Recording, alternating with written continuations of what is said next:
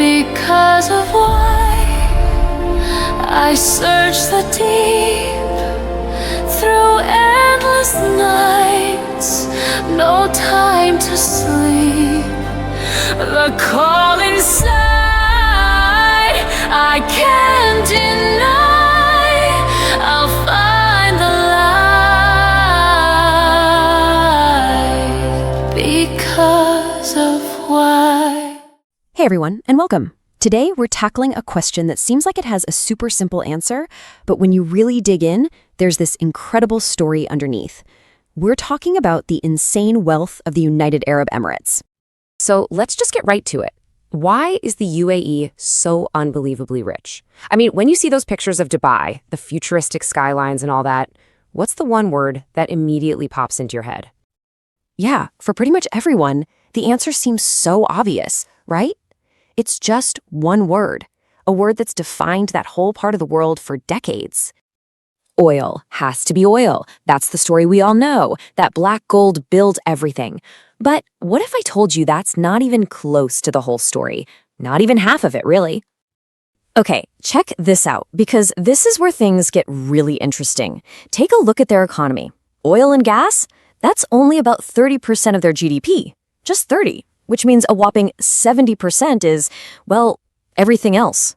So the big question is, what on earth is in that everything else? That's where we find the real secret. See, decades ago, the leaders of the UAE looked at their situation and saw a huge problem. They knew that being a one-trick pony in the world economy is just asking for trouble, especially when your one trick is something you know will eventually run out. It's kind of like this. Trying to build your whole country on one resource is like sitting on a stool with only one leg. It's just not stable, you know? Any little wobble in the global market, and boom, you're on the floor. Economists actually have a name for this. They call it the resource curse. And for them, the risks were super clear. First off, oil doesn't last forever. It just runs out. Second, oil prices are a total roller coaster. I mean, they're up, they're down, they're all over the place. How are you supposed to plan a country's budget like that? It makes it almost impossible to reliably pay for things like schools and hospitals. They knew they had to get off that ride. So, their big idea, their master plan, was something called economic diversification. It sounds complicated, but it's simple, really. It just means you make your money from a whole bunch of different things that aren't connected to each other. That way, if one area has a bad year, the others can pick up the slack. The goal was to build something solid, something that could last. And you gotta understand, this wasn't something that just happened by accident. Nope. It was a very deliberate plan from the very top. I mean, you have government ministers, like Sultan al-Mansouri here, saying flat out that the goal was to cut their reliance on oil. It was all laid out in these big national plans, like the UAE Vision 2021. So how'd they do it? Well, their whole playbook basically boils down to this really smart three-step plan.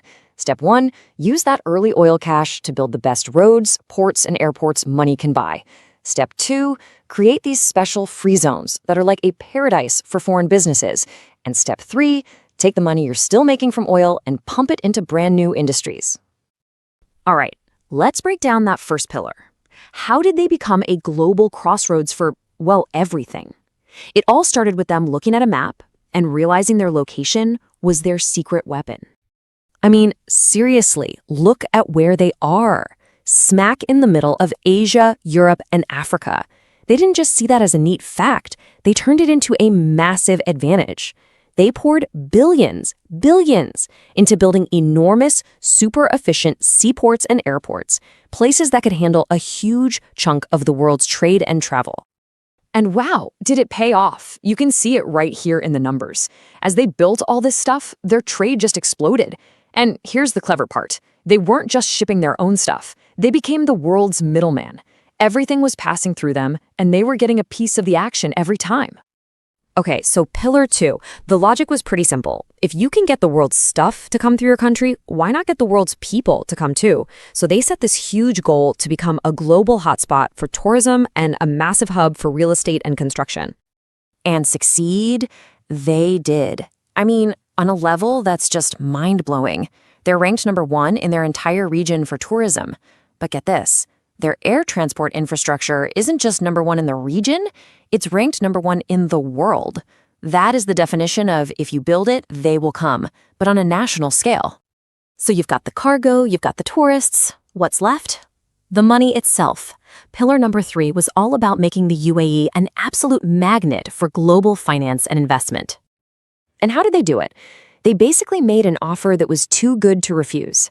Think about it. You can own 100% of your own company, which was huge for the region. There's zero income tax, you can move your profits around freely, and the whole system is stable and predictable. They didn't just invite businesses in, they gave them the VIT treatment. But it wasn't just about attracting other people's money. They were also incredibly smart with their own. They set up these things called sovereign wealth funds, and this is genius. They take the cash they make from oil, and instead of just spending it, they invest it all over the world, in stocks, in big companies, in real estate. It's how you take money from something that runs out, like oil, and turn it into a money-making machine that basically lasts forever. And the amount of money we're talking about is just staggering. All their big funds combined are worth over $1.5 trillion. Let that sink in. That's more money than the entire economy of a country like Spain or Australia generates in a year. That gives them some serious clout on the world stage. Okay, so they did all this work. Decades of planning, investing in trade, tourism, finance. So what's the result? Did it actually work? Well, the numbers speak for themselves, and they are absolutely incredible. First, for the average person living there, it means an unbelievably high standard of living. Their GDP per capita is around $82,000. That puts them in the top 5 richest countries on the planet. And that's all because they had the vision to look past oil. And for the business world, all those business-friendly rules made them the undisputed champ in the Middle East. They are number 1 for just being a great place to do business. They basically built the best playground, and all the biggest kids wanted to come and play. And those individual pillars we talked about, they're now giants in their own right. Just look at tourism. In 1 year, that sector alone brought in something like 167 billion dirhams. That's the ultimate proof that the plan didn't just work, it was a home run. But here's the thing, they're not stopping. They're not just sitting back and admiring what they've built. Their strategy is always evolving, and they're already planning for the next 50 years.